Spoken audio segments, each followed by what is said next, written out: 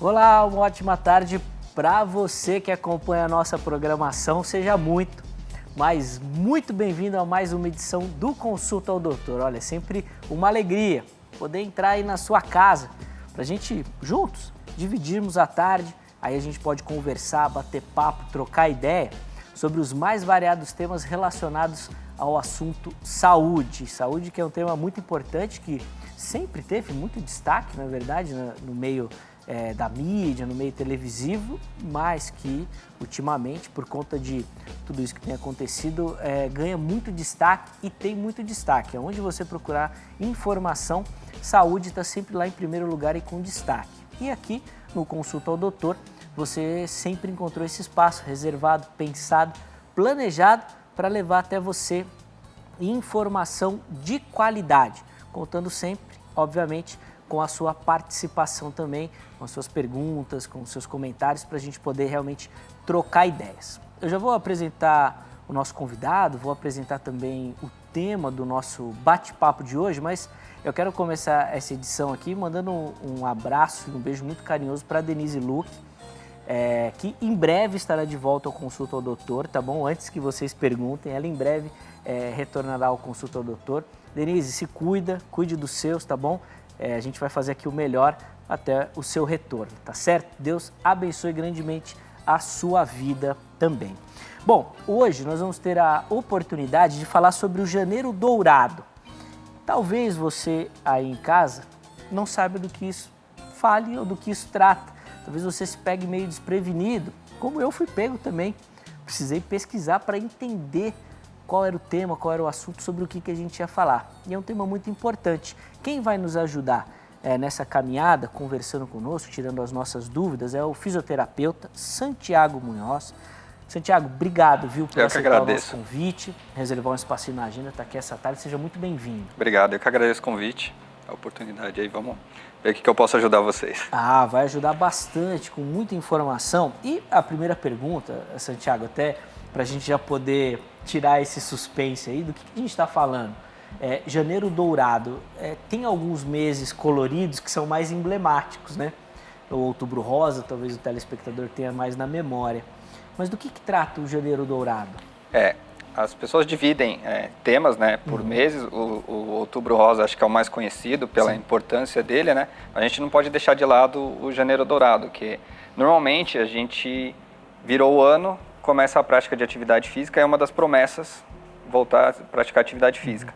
Então, esse mês ele tem essa conotação, né, de volta a praticar atividade física, a promessa de que vai começar a atividade física, e aí colocaram o Janeiro Dourado por conta disso. Santiago, eu vou querer abordar bastante quando a gente fala de exercício físico, essa realidade que a gente está inserido por conta da pandemia também. Mas até antes da gente entrar nessa questão, eu queria que você falasse um pouquinho da importância da atividade física. E aí eu vou contextualizar a minha pergunta com um dado que foi divulgado pelo IBGE no final do ano passado, onde, se eu não me engano, 63% da população brasileira obeso ou com sobrepeso. 63% é um número absurdo. Sim, muito grande. Dessa realidade. Quando a gente fala de atividade física, são duas questões que não combinam. A gente precisa falar muito de atividade física porque o brasileiro não faz atividade física? Ele tem esse mito de que o brasileiro pratica esporte, já por causa do futebol, né? Tem essa fama, mas a maioria dos brasileiros são sedentários mesmo. E a importância da atividade física, tanto física quanto mental, né? Legal. É fundamental. A gente consegue reduzir os riscos de problemas do coração praticando atividade física, diminui o estresse, a gente mantém saudável o controle do diabetes, por exemplo, né? A pessoa que tem diabetes, ela deve praticar atividade física como tratamento, né? Você consegue controlar e reduzir o açúcar no sangue praticando atividade física.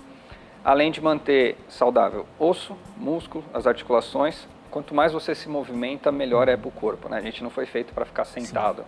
Sim.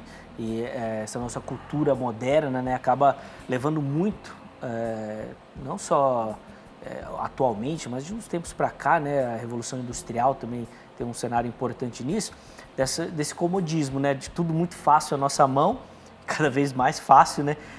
Como é que você pensa esse cenário para frente, Santiago? Já que a evolução da tecnologia tende a ser, né, maior. Agora mesmo, durante esse momento de pandemia, muitas coisas online, delivery, muita comida em casa. O que você pensa quando a gente fala assim, de atividade física e da nossa realidade que se avizinha aí? Bom, a gente tem esses fatores que facilitam a nossa vida, o comodismo, né? Por exemplo, antes não tinha controle remoto, você tinha que levantar até a TV para isso. Hoje em dia a gente nem faz, nem imagina isso, né? Mas, por outro lado, a gente tem também o acesso a exercícios que estão em aulas online. Isso foi muito difundido na pandemia, né? Então, às vezes, eu queria fazer uma aula de yoga, mas é muito longe para eu ir e tal. Ele acessa online ali a aula, consegue fazer, arruma um espacinho dentro da casa dele, não precisa de muito espaço, né? E já está movimentando o corpo. Outra coisa que vem junto com a tecnologia, ajuda muito, a realidade virtual. Então, você fazer uma atividade física imersiva, por exemplo, você está andando na esteira, só que você não gosta do ambiente de esteira, tal, você coloca um vídeo ali que você está andando na praia, é muito mais prazeroso, você consegue fazer uma atividade muito mais prazerosa. Então, tem esses dois lados da tecnologia, ela pode ajudar muito na prática de atividade física. Com certeza, pode ser um grande aliado. Olha, antes de eu fazer aqui a próxima pergunta e continuar o nosso bate-papo, eu quero abrir a oportunidade para você que nos assiste de mandar a sua dúvida também, mandar o seu questionamento, mandar aquilo que te aflige. Pô, de repente você, por conta da pandemia, não faz mais atividade física, engordou, ou está com algum problema de saúde, quer saber se pode fazer atividade física, como isso funciona, no que pode te ajudar, que tipo de exercício fazer, a gente também vai falar sobre isso. Fique à vontade para participar. E você pode fazer isso de duas maneiras. A primeira é telefonando aqui para a gente. O telefone aparece na sua tela, código 11, né, porque é aqui de São Paulo, é o 3337-5886.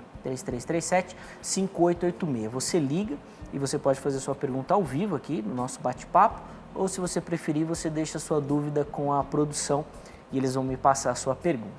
Se você achar mais fácil, vai lá no meu perfil do Instagram, o @zeca_pereira. E aí, por lá, você mande a sua mensagem, mande o seu comentário, fique à vontade para participar, tá bom? Qualquer um dos casos, se você não quiser se identificar, não tem problema nenhum, fique tranquilo, apenas avise, tá bom?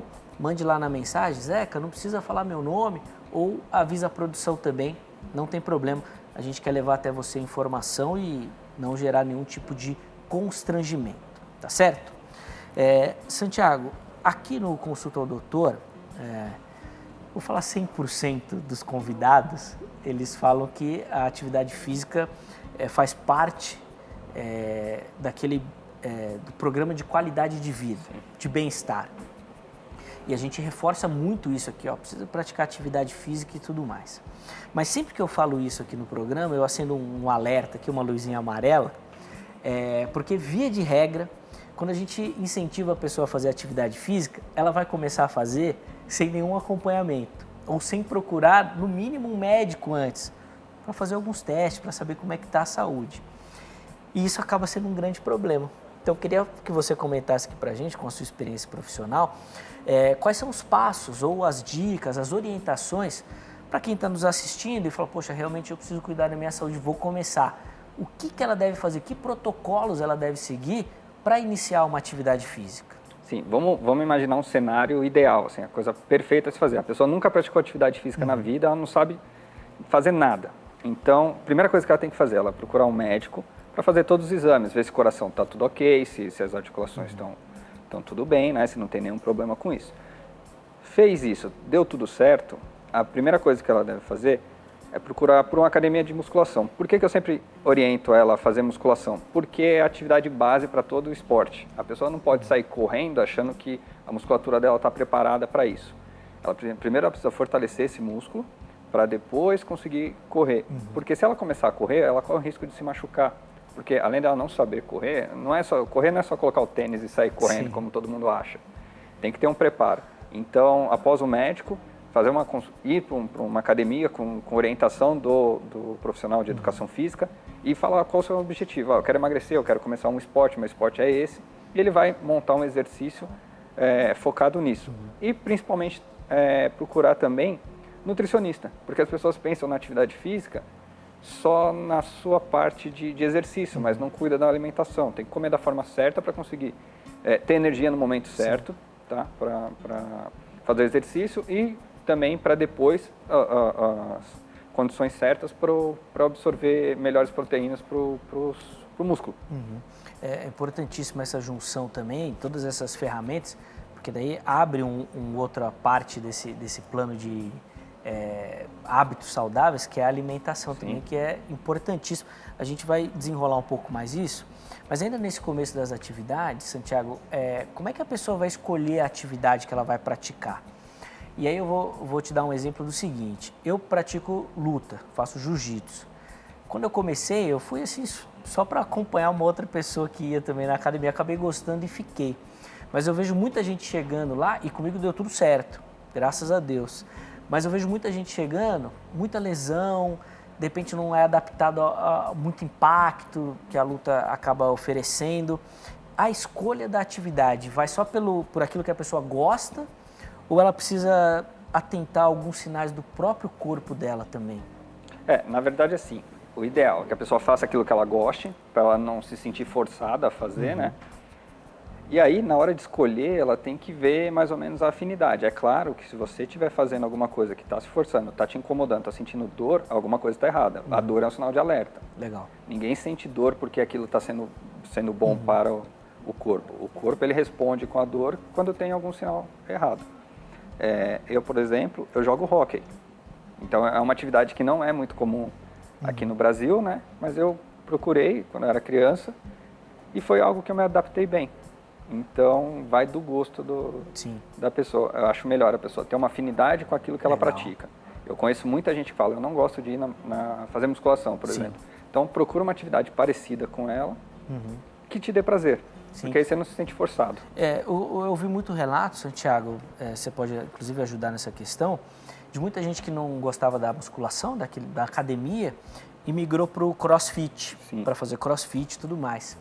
Mas daí eu vi muitos relatos do pessoal exagerando, porque é uma atividade completamente diferente. Sim, o crossfit, ele é algo diferencial da musculação, né? Que pode ou não causar lesão, assim como a musculação. O problema é como a pessoa pratica isso, né? Legal. Quem orienta, porque às vezes a pessoa tem uma semana de atividade física, de crossfit, e já quer levantar o peso que um cara que está há 2 anos treinando lá. Ele falou, não, o cara levanta, eu vou levantar também.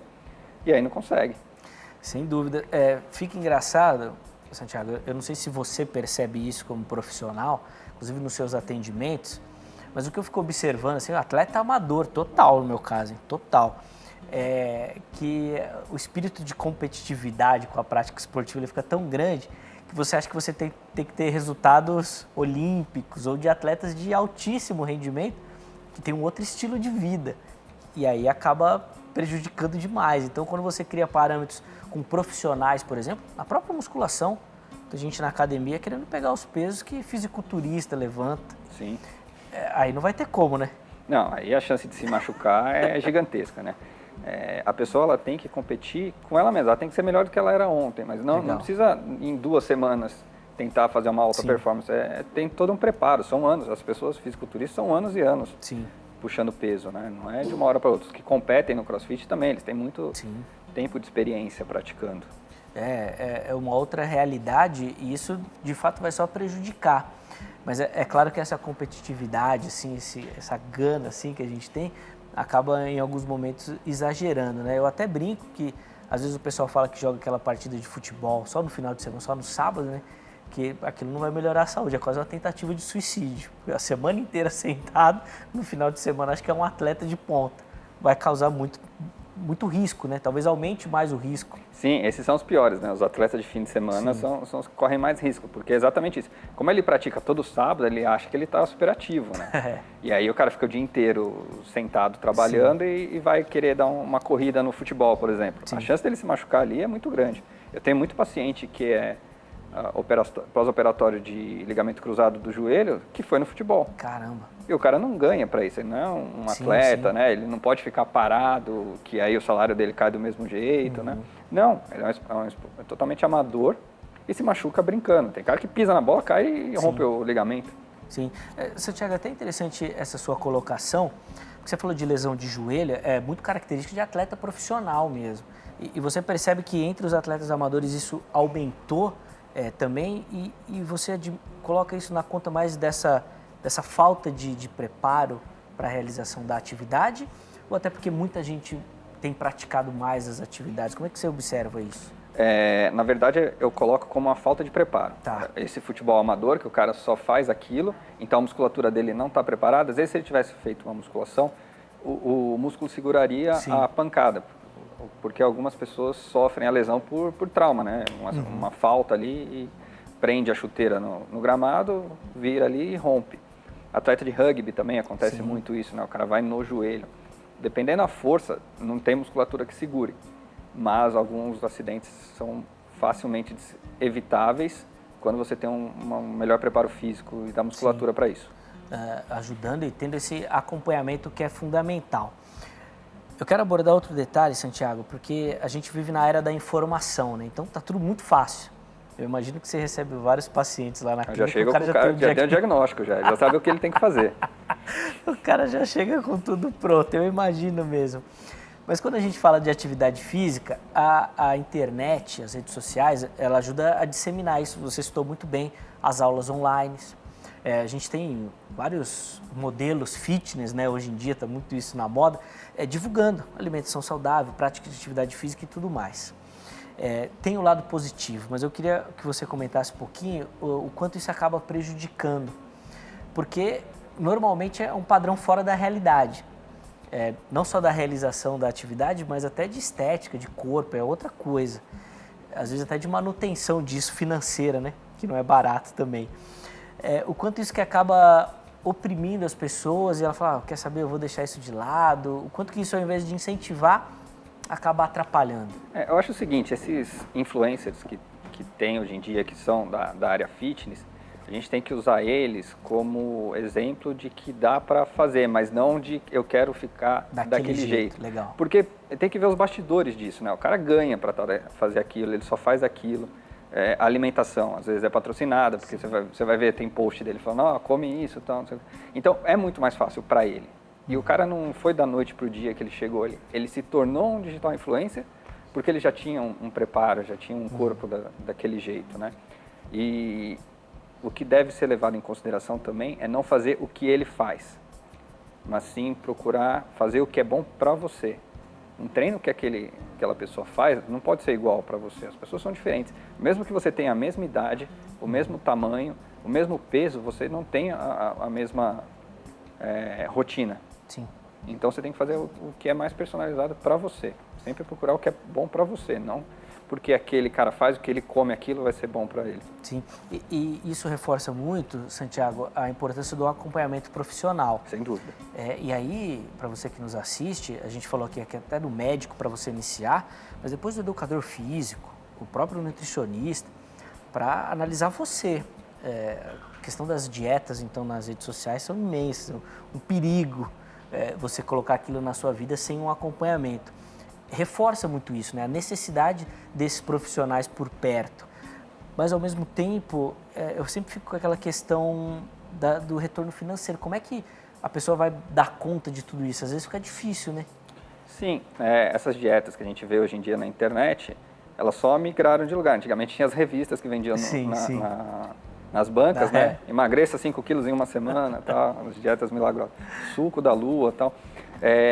O que eu vejo na questão financeira, assim, se você passa num acompanhamento com um nutricionista, não necessariamente você precisa comprar um monte de suplemento, você não precisa, tem que comprar, sei lá, uma fruta específica que custa caro. Não, ele vai, o arroz, você tem que mostrar que, eu tenho condição disso. O cara vai falar arroz, feijão, carne, uma verdura, é o básico, assim. O cara não pode ficar, eu comi no McDonald's, tipo, meu pré-treino, o que é? Um Big Mac? Sim, não dá. Não dá. Então, não é tão difícil quanto parece, não.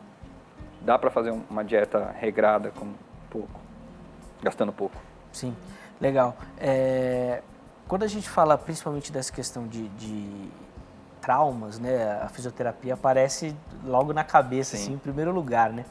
Eu queria que você falasse um pouquinho como é que a fisioterapia ajuda nessa questão do exercício físico, sabendo, e para quem nos acompanha, que tem muita gente que usa a fisioterapia, inclusive para isso mesmo, para esse tipo de atividade também, né? Sim. Queria que você falasse um pouquinho disso para gente. A gente tem dois cenários em relação à atividade física, né? A pessoa que teve um trauma, por exemplo, uma lesão no joelho, né, no ligamento, ela tem que voltar após uma cirurgia, e aí ela precisa da fisioterapia. Por quê? Ela começa com dor, ela não consegue se mexer, então a fisioterapia faz todo esse processo. Ela tira a dor da pessoa, devolve a função, ela consegue fazer os movimentos que não dói e começa a ganhar um pouco de força.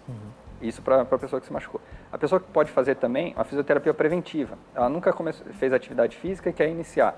Então, com o fisioterapeuta, ela consegue fazer os movimentos certos, ele ensinar como se faz os movimentos, com um pouco de carga, quando o objetivo não é emagrecer. A pessoa não pode procurar um fisioterapeuta e falar, eu quero emagrecer. Tá. Ela tem que ir no profissional específico para isso, que é o profissional de educação física. Agora, quando ela fala, eu tenho medo de me machucar, mas eu quero praticar uma atividade física, não tem problema algum ela procurar um fisioterapeuta para iniciar isso. Principalmente fisioterapeutas que são voltados mais para o esporte. Eu vou aproveitar esse momento para colocar uma pergunta que chegou aqui pelo nosso telefone, da Francinete. Ela é lá de Natal, no Rio Grande do Norte. E como a gente tem falado de lesões da fisioterapia, o cenário dela é o seguinte, doutor. Ela fala que ela tem uma hérnia de disco e por isso ela não consegue mais fazer a caminhada. Pro jeito já era uma atividade que ela tinha e por conta da hérnia ela não consegue. Ela pergunta que outros exercícios ou quais outros exercícios ela pode colocar no lugar da caminhada que não iriam interferir tanto, eu imagino, com algum cenário de dor ou limitação, né? Sim, a gente precisa ver se essa hérnia está irradiando. Provavelmente sim, e é isso que está limitando a caminhada dela. Sim. Tem algumas coisas que devem ser levantadas aí. Como que está o peso dela, se o sobrepeso sobrecarrega a coluna, isso pode piorar, tá? Então ela precisa de uma atividade que ela consiga mexer. Ela tem que fazer atividades que não têm impacto. Talvez ela substituir a caminhada por uma bicicleta, Tá. porque aí você não tem um impacto. E também trabalhar o fortalecimento tanto da musculatura posterior das costas, né? Principalmente a musculatura profunda, que a gente chama do core, que é a musculatura das costas juntamente com o músculo abdominal, para proteger justamente essa coluna. Mas, se há um pinçamento, ela precisa procurar um fisioterapeuta para tentar abrir espaço para regredir essa hérnia, para aí sim conseguir fazer suas atividades físicas sem dor. Eu não sou a favor de que a pessoa pare de fazer atividade física porque ela tem uma hérnia de disco. Isso é o que muitos profissionais passam, mas quanto menos a pessoa se mexer, é pior. A gente vê isso na pandemia. O número de casos que aumentaram de pessoas com dor porque ficaram em casa sem fazer nada foi muito grande. Se o repouso resolvesse, ninguém ia ter dor na pandemia. Exatamente. Inclusive, no próximo bloco a gente vai falar bastante desse cenário de pandemia e da atividade física, a gente vai aprofundar nisso. Eu vou pegar mais uma perguntinha que chegou pelo telefone, agora lá de Nova Iguaçu, no Rio de Janeiro, a Lúcia. Ela fala que ela teve um AVC já tem alguns anos e ela pergunta se ela pode realizar atividades físicas e quais seriam. E esse é um cenário muito comum também, doutora. A gente recebe muitos relatos aqui de pessoas que tiveram AVC e depois disso às vezes param atividades ou não conseguem realizar. Depende até como é que a fisioterapia pode auxiliar nisso. Sim, sim, sem dúvida. Primeiro ponto, a gente tem que ver quais são as limitações da Lúcia, né? O que ela consegue e o que ela não consegue fazer. Por isso, é importante que ela procure um fisioterapeuta e veja quais exercícios ela está apta ou não a fazer. Depois que ela procurar um fisioterapeuta e o fisioterapeuta liberá-la para as atividades físicas, é legal uma conversa com um profissional da educação física que vai atendê-la, conversar com o fisioterapeuta, para que eles discutam o caso dela e consigam resolver da melhor forma. Muito bom, estamos de volta com o Consulta ao Doutor. Eu avisei, intervalo rapidíssimo. De repente a nossa volta te pegou aí, foi na cozinha pegar um copo d'água, um café, fazer uma pipoca. Volte com calma para a gente poder continuar o nosso bate-papo, levar até você muita informação e hoje falando sobre Janeiro Dourado, que fala muito sobre a questão da atividade física e a sua importância. Quem tem nos ajudado nessa caminhada é o fisioterapeuta Santiago Munhoz, ele que gentilmente atendeu o convite da nossa produção e está aqui nessa tarde para a gente poder conversar sobre o tema. Doutor Santiago, eu quero colocar agora na conversa um assunto que está aí no nosso dia a dia, né, que é essa questão da pandemia, que chegou sem pedir licença, né, mudando toda a nossa rotina, mas tá aí, faz parte. A gente achou que ia diminuir agora, começou 2021 e deu uma piorada, principalmente aqui em São Paulo. Eu queria que você falasse como é que isso impactou, atrapalhou, diminuiu essas questões relacionadas à atividade física, principalmente. Sem dúvida, a pandemia veio aí e causou muitos transtornos. Um deles é o impedimento da prática de atividade física, né? Muitas pessoas vêm me procurando falando que engordaram muito durante esse período, né? Em 5 meses, 5, 6 quilos aí. Eu engordei também, porque fiquei parado, as academias fechadas e tal. O hockey também não estava funcionando. Mas, por outro lado, eu vi pessoas que nunca praticaram atividade física e começaram a correr na rua. Né? Teve esse lado também. Só que sem orientação, começaram a correr por conta, né? Com uma dificuldade maior que a máscara. Então, por um lado é bom, a pessoa resolveu se mexer, mas por outro é ruim que ela não teve um acompanhamento. Sim. O ideal seria que ela procurasse um acompanhamento antes de começar essa atividade, mesmo que fosse online esse acompanhamento, só para a pessoa falar, ó, você corre nessa forma, corre tanto hoje, não é sai correndo até onde você aguenta e no outro dia você tenta correr um pouquinho mais. Santiago, você colocou um detalhe aí que eu quero abordar, não quero criar e nem alimentar polêmica com isso, mas eu acho legal a gente levar a informação até o telespectador, que é com relação ao uso da máscara, que é um protocolo de segurança para a questão do contágio, né, da Covid-19, mas eu vi muito especialista em atividade física falando que era um problema treinar com a máscara, realizar atividade física. Como é que vai relacionar essas duas coisas aí? Realmente tem problema?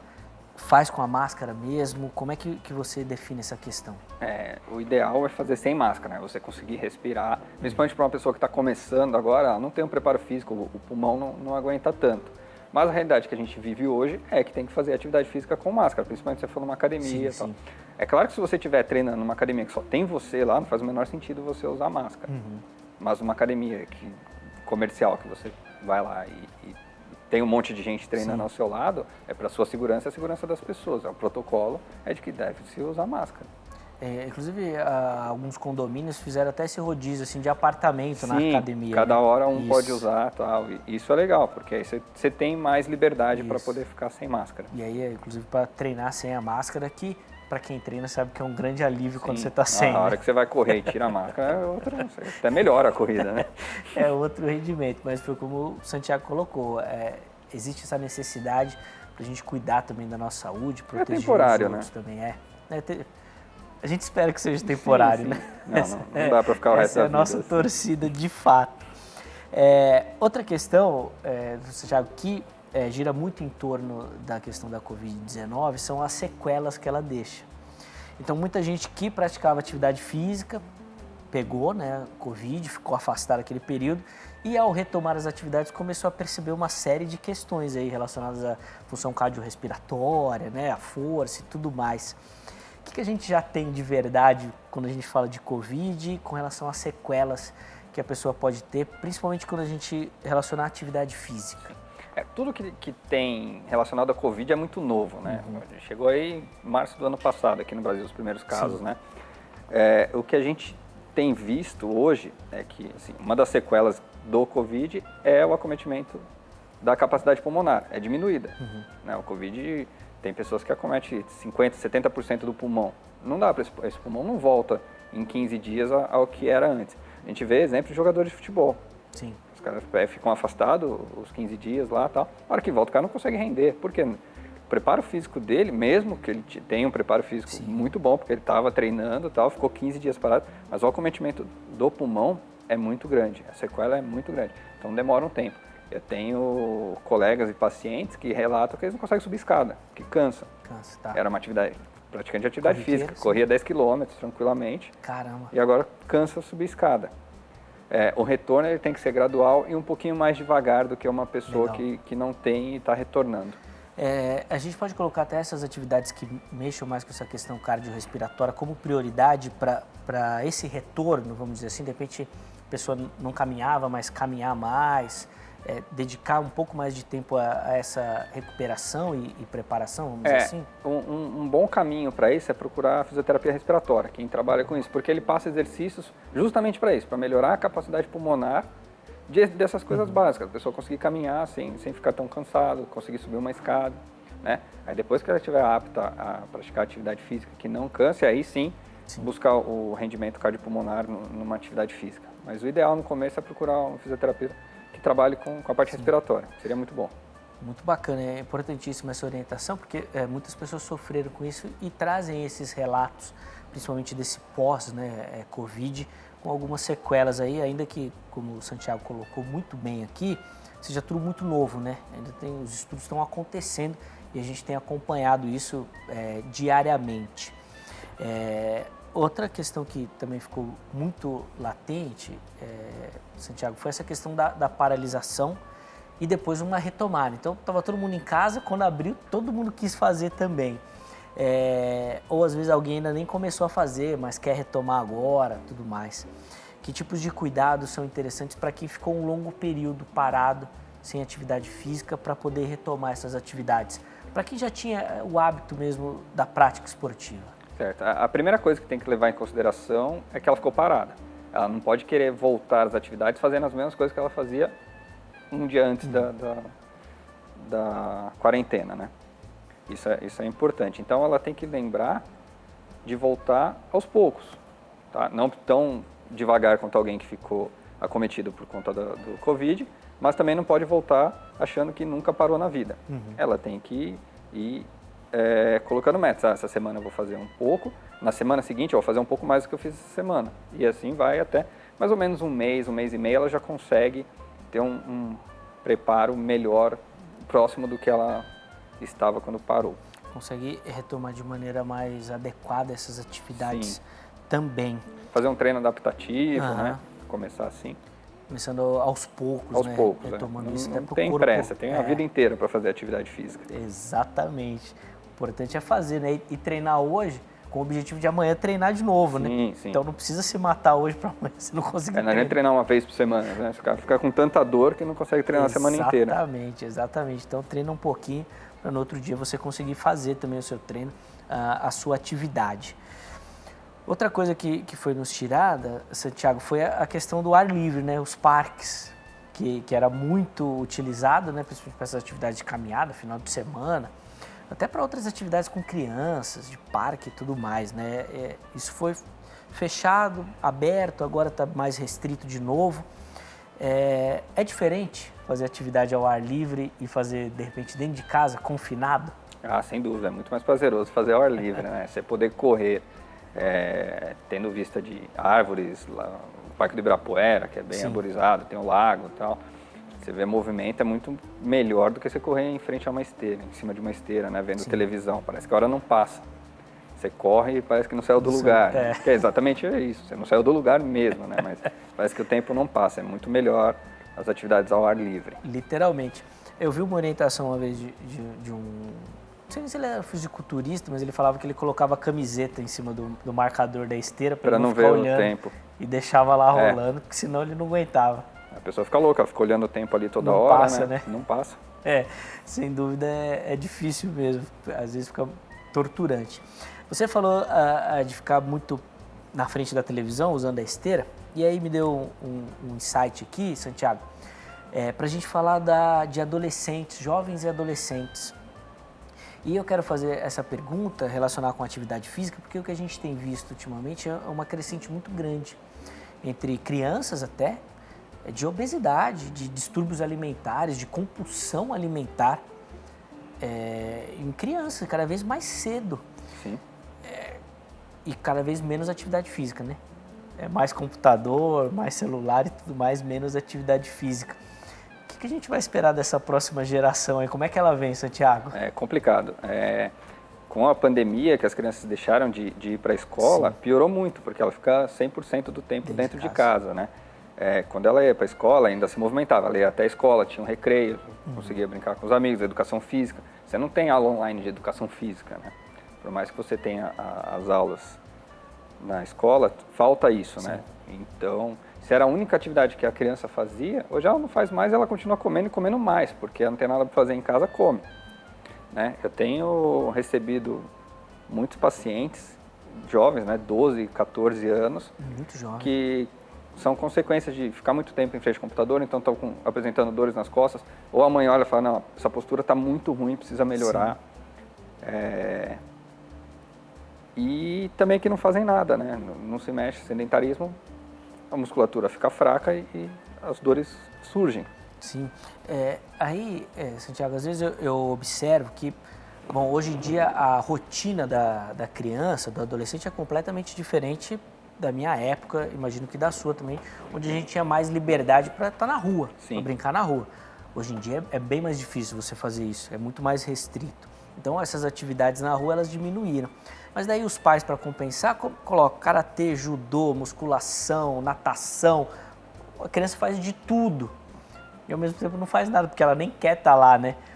O quanto impor pode ser um problema também para a criança, sei lá, de repente não querer mais ou pegar até alguma aversão à atividade física diante de tanta atividade que é imposta. Sim, é importante no começo, até uns 6 anos de idade, a criança fazer atividades lúdicas, nada de competitivo, por exemplo, né? E com o passar do tempo, experimentando as atividades, mas não cobrá-la de ter que... No primeiro momento que a criança fala, eu não gosto disso, esquece, coloca outra atividade, substitui, até achar aquele esporte que ela goste. E aí ela vai ter vontade de ir, ela vai se preparar para ir para o esporte, né? E aí depois de uns 10, 12 anos começar a competição. Sim, e é interessante até os pais utilizarem isso para se envolverem na atividade também. Sem dúvida. Né? De repente uma atividade que o pai faz junto com o filho, a mãe... Seria muito mais legal. E não ter essa cobrança das crianças. Eu vejo no hóquei, né, que tem sub-12 lá, a cobrança dos pais é absurda. Tá. Os pais faltam invadir a quadra lá e... De exigência, né? Às vezes o pai... Traumatiza a criança. Às vezes a criança desiste do esporte por conta disso, né? Dessa cobrança. Ou às vezes até trabalha como um hobby, né? Às vezes a criança está lá só para se divertir, não tem aquela... Fazer uma atividade. Aquele intuito competitivo mesmo. Alguns, obviamente, tem. Mas às vezes um pouco da frustração do pai, né? Às vezes o pai quis fazer, não conseguiu. Não conseguiu e joga no filho, né? Põe isso no filho. Acaba atrapalhando também quando a gente fala dessa questão de atividade física. Santiago, no primeiro bloco você mencionou lesão de joelho e eu tinha até separado uma pergunta aqui. Quais são as lesões mais comuns que você mais encontra quando a gente fala assim, relacionado à atividade física? Depende muito da atividade que a pessoa faz. Vamos usar de exemplo que ela pratica muito, que é corrida, por exemplo. Então as lesões mais comuns são entorse de tornozelo, principalmente por correr em terrenos irregulares ou com calçado inadequado, ou por não ter um preparo físico adequado. Então qualquer irregularidade no terreno, ela torce o tornozelo. Pode ter uma lesão no joelho também, pelos mesmos motivos, tá? Ou uma lesão traumática, porque a pessoa está correndo, tropeça, cai e se machuca. Eu peguei, ano passado, uma amiga minha, morava na Alemanha, veio para o Brasil, ela foi atropelada pela bike. Ela estava correndo e bateu de frente com um cara de bike, rompeu os ligamentos do tornozelo, precisou operar e eu fiz a reabilitação dela. Então, você está suscetível a esse tipo de acidente também, principalmente correndo em parque, né? Ibirapuera, você vai no fim de semana ali, é uma loucura, né? É lotado. É bem perigoso. Tem que ter atenção também nessa questão ali, além da preparação com o médico, você tem que ter uma preparação ali com o trânsito do parque que você vai ocupar para treinar. Vou pegar a pergunta da Sandra aqui, a gente falou de lesões. Ela fala o seguinte, ela tem osteoporose bem avançada, fêmur e coluna. E ela pergunta qual atividade ou qual exercício ela pode fazer que não vai prejudicar mais o problema dela. Ela até coloca um exemplo aqui da hidroginástica, se pode ser um indicativo. Ela fala que ela está bem preocupada com o quadro dela. Sim, a osteoporose é perigosíssima, né? Porque a consequência da osteoporose é a fratura de fêmur. E a fratura de fêmur em si, ela não é perigosa. O pós dela é a pessoa ficar acamada, aí tem uma pneumonia e falece por conta da pneumonia. Então, é isso que deve ser. No caso da Sandra, o que é importante para a osteoporose? É uma alimentação rica em cálcio, rica em proteína, ela tem que tomar sol para ter vitamina D, para formação óssea, e exercícios com carga. Então, a hidroginástica não é indicada para ela, porque a hidroginástica tira a carga dela. É claro que, se ela não faz nada e faz a hidroginástica, é melhor que ela faça a hidroginástica. Mas o ideal são exercícios de carga. O que são exercícios de carga? Musculação. Que legal. Todo mundo acha que não, porque a musculação pode quebrar. Não sei, é justamente ao contrário. Você dando estímulo de impacto, o osso ele tem essa informação e ele forma mais osso. Então ele deixa o osso mais forte. O exercício de impacto gera a formação óssea, estimula. Sim, é interessantíssimo isso. E inclusive é legal a gente reforçar de novo, porque fala da questão do acompanhamento isso, né? Sim, é claro que você não pode fazer por conta própria. Vai lá puxar muito ferro, vou colocar um peso lá, não aguenta, nem sabe qual exercício específico para...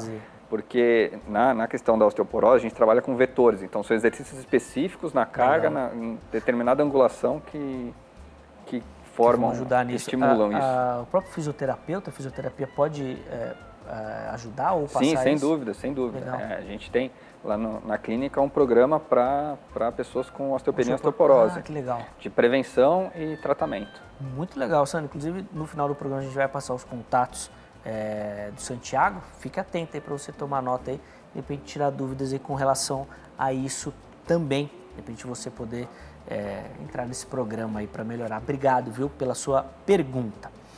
A gente falou da pandemia e aí o Marílio, lá de Salvador, Bahia, ele mandou o seguinte: ele engordou e ele gostaria de voltar a fazer atividades físicas leves. Ele pergunta o que seria melhor, uma caminhada ou a musculação? O objetivo dele deve ser emagrecer, provavelmente. Peso, então, a caminhada é uma atividade aeróbia, né? Mas se ele puder associar as duas, porque ele prepara a musculatura dele, ele consegue trocar a gordura por massa magra, né? Vai ficar bem. Então, os dois seriam o indicado. E quando a gente fala de juntar os dois, Santiago, fazer no mesmo dia, dias intercalados, como é que seria uma administração disso? Pensando num ser humano normal, tá? Não é atleta, né? Que ele vai começar isso. Vamos pensar na disponibilidade da pessoa. Quantas horas por dia ele consegue se dedicar a essas atividades?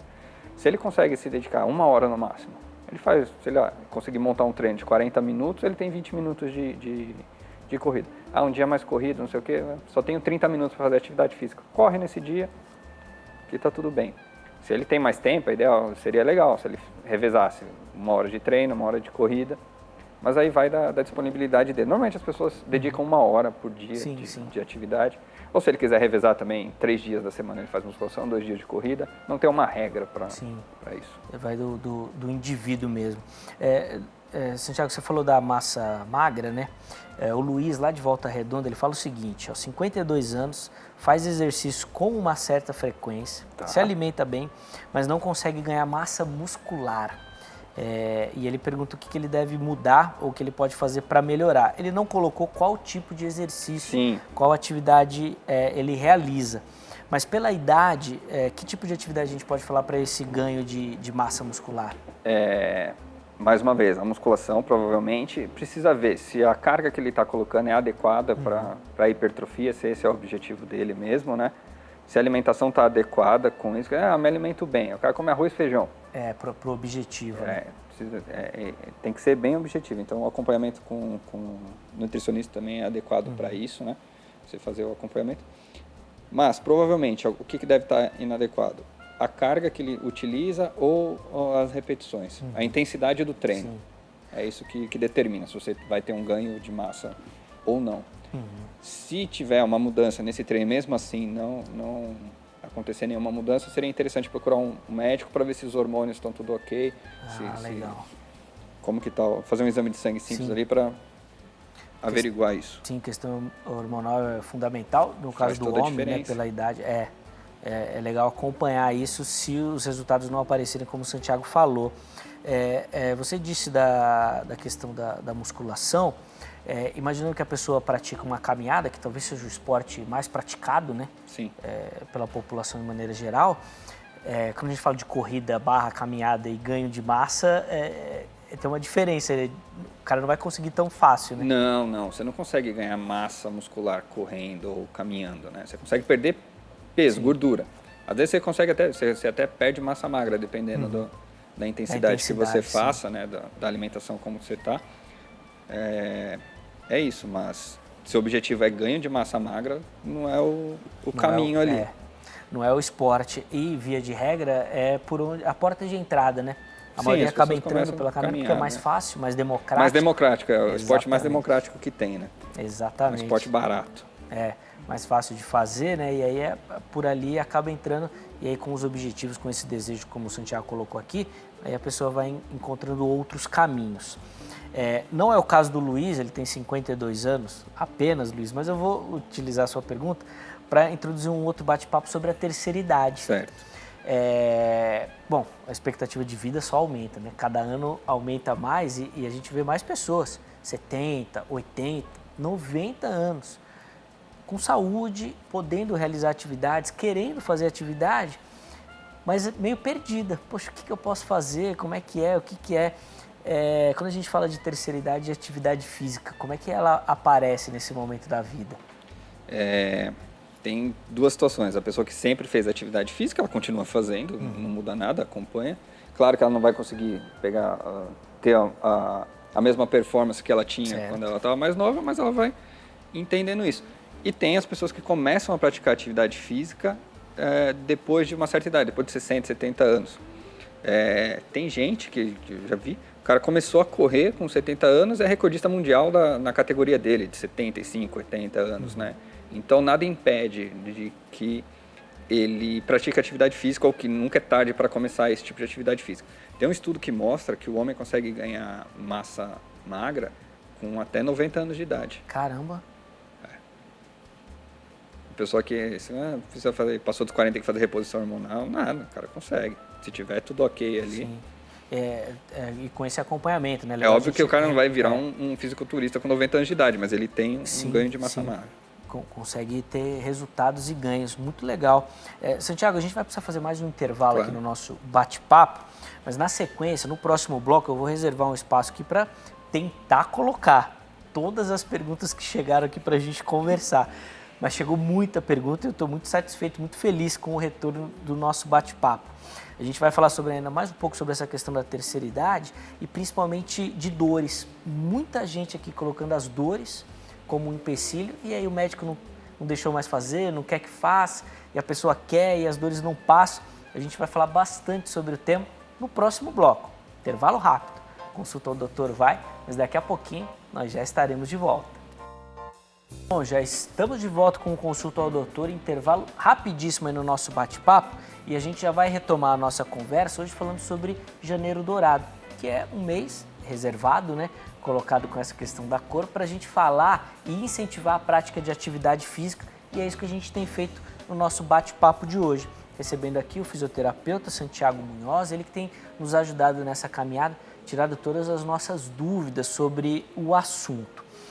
Nesse bloco, eu vou tentar aqui, vou me esforçar para colocar todas as perguntas que chegaram para a gente poder conversar sobre, Santiago, mas de fato foram muitas.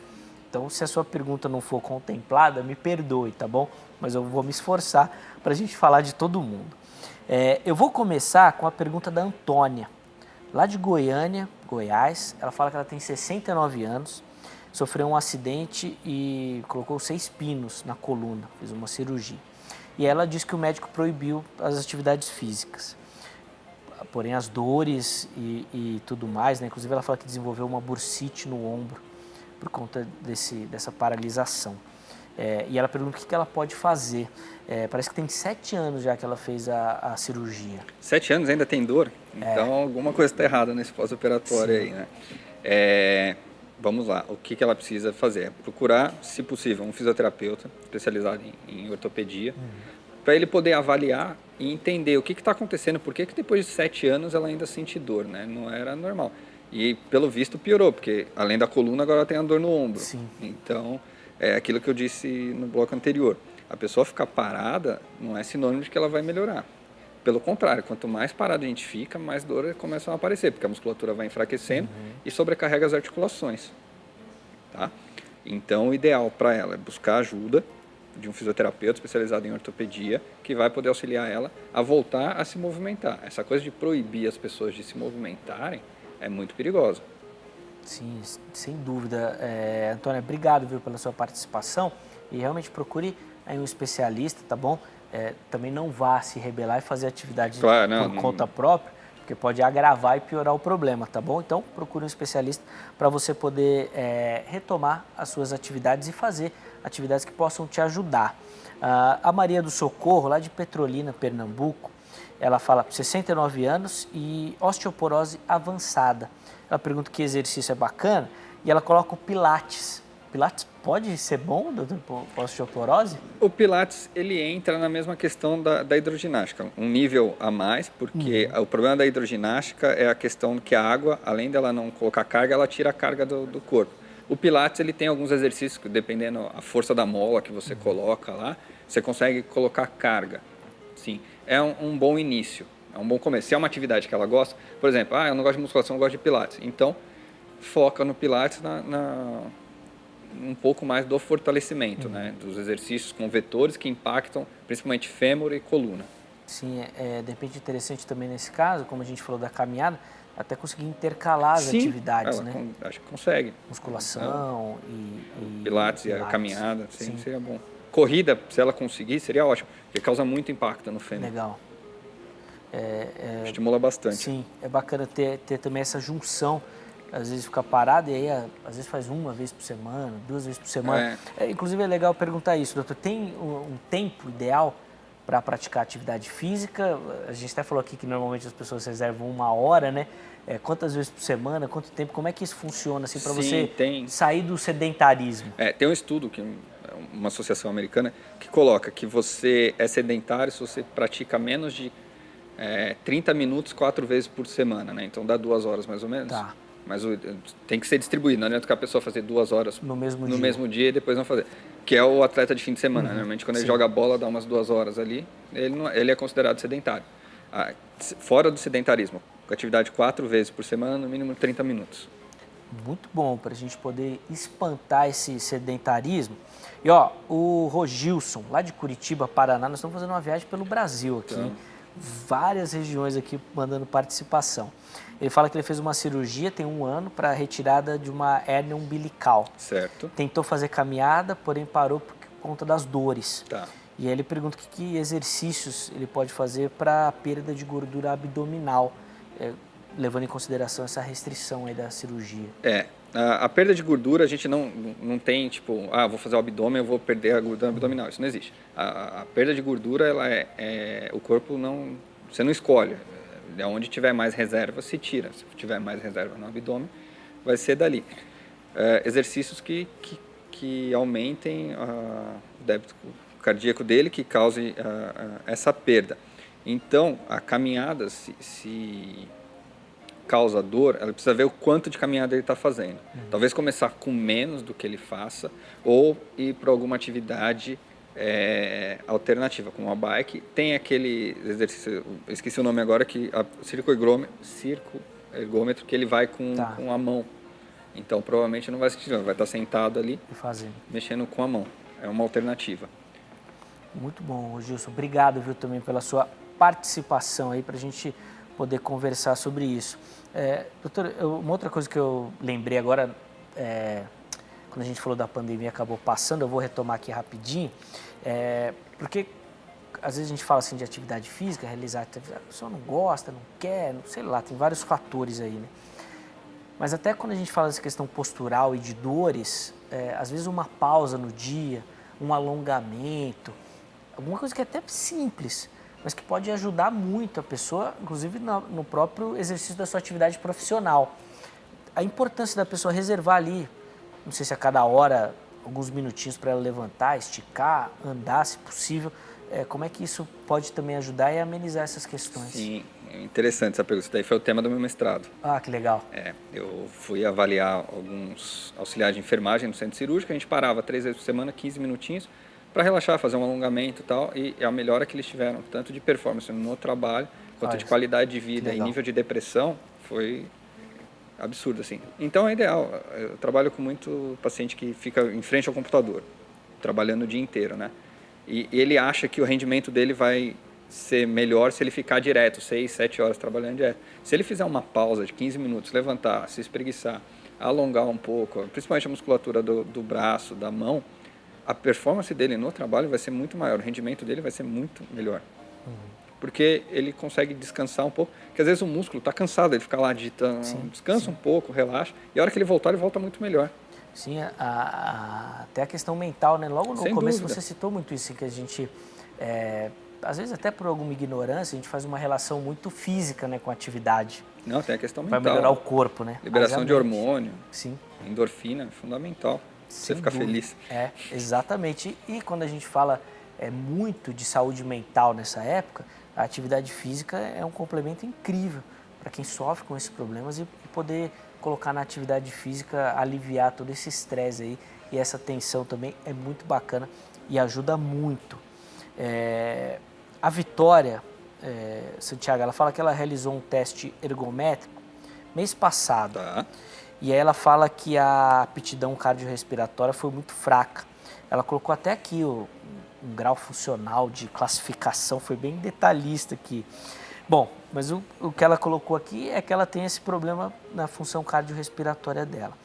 Nesse caso, ela pergunta, quais os melhores exercícios a se fazer na academia e fora da academia? Ela não colocou a idade, né? Não colocou a idade. Bom, Vou ver Vitória, se eu acho por aqui, mas acho que ela não colocou. tá. Doutor. O ideal é a gente trabalhar essa deficiência dela. Que ela tem um problema que ela não consegue realizar o ergométrico, porque ela não tem preparo físico para isso. Então, vamos lá, aos poucos, começa com caminhadas leves, vai andando para academia se der, né? Já que ela está falando de academia. Às vezes dá 15 minutos de caminhada, a pessoa vai de carro. Não, vai andando. Isso legal. parece que não, mas faz diferença na somatória das coisas ali. Se voltar, já dá meia hora de caminhada, né? Mais a atividade dentro da musculação. Na academia, fazendo musculação, ela não vai conseguir um preparo para fazer um melhor teste ergométrico. Ela precisa de exercício aeróbico. Precisa ver qual que é o objetivo dela também em cima dessa avaliação. Se ela quer correr, se ela só ficou frustrada por conta do resultado do exame. Ela até respondeu aqui, ela tem 22 anos. Super nova. É muito nova, né? Ela é de João Pessoa, lá na Paraíba. Um abraço para Paraíba também, uma cidade, uma terra maravilhosa, um estado incrível.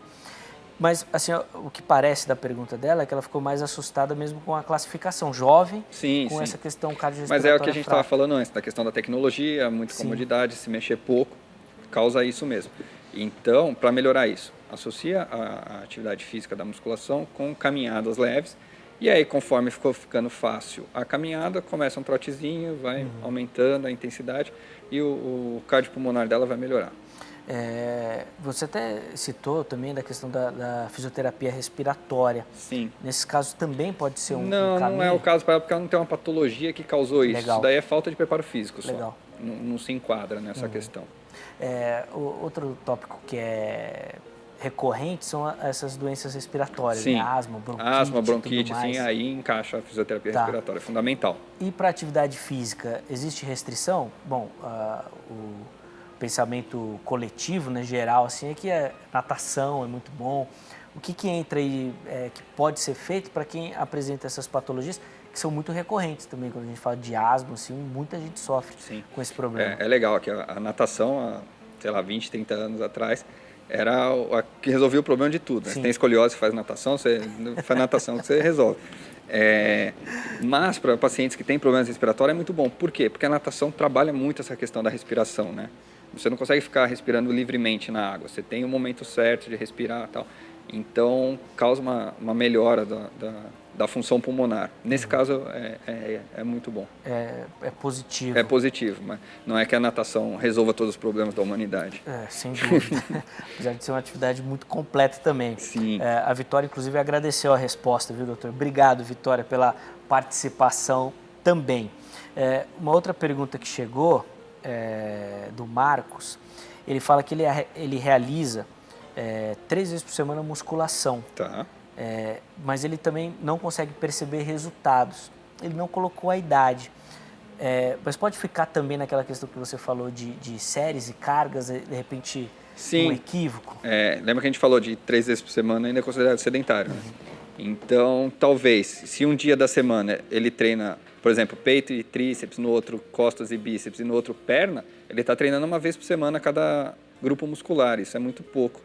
O ideal seria que ela aumentasse essa frequência aí, pelo menos mais 2 vezes por semana. Aí ele talvez alcance o resultado que ele está buscando. a importância do consumo de água e, inclusive, a quantidade que deve ser consumida por dia, doutor. A hidratação ela é muito importante, né? As pessoas costumam esquecer de beber água durante o dia, mas, em média, o que os nutricionistas falam é de 300 ml por peso, né? Então, vezes o peso. Mas dá entre, média, 2 litros, 2,5 litros, dependendo da pessoa, 3 litros, né? O ideal é que ela tenha uma garrafa de água do lado do seu posto de trabalho e ela vá tomando aquilo durante o dia.